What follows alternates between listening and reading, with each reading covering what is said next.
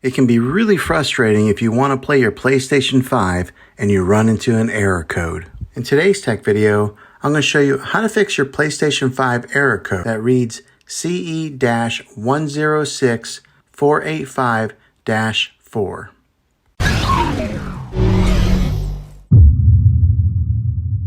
I'm going to show you a few different things to try to help you get your PlayStation 5 back up and running again. The first method is the easiest one to try, and that's to unplug the PlayStation from the wall outlet and wait 60 seconds. Now don't be impatient here, wait the whole 60 seconds, then plug it back in. If your PlayStation is working again, great. If not, let's go ahead and move on to the next method. Find your router or modem that is giving you Wi-Fi and unplug that for 60 seconds. Then plug it back in. You have to wait a few minutes for it to connect and get back online, but when it does, check your PlayStation then and see if it works. If it doesn't, let's go ahead and move on to this next method. We are going to do a reset of your PlayStation 5, which means that you'll have to log back in with all of your credentials afterwards, but it'll be an important troubleshooting method. Press and hold the power button on your console and wait until you hear 2 beeps, then release it. Next, connect your PlayStation 5 controller using the USB cable. Then press the PlayStation button that's in the middle of the controller. You will get a menu that'll pop up and you'll want to go to option number 6, which says Reset PS5. Hopefully, this fixed your problem. If this video was helpful, go ahead and click a thumbs up on it. Go ahead and subscribe to my channel. I make tech videos all the time, and I would love to have you back in the next one. Take care.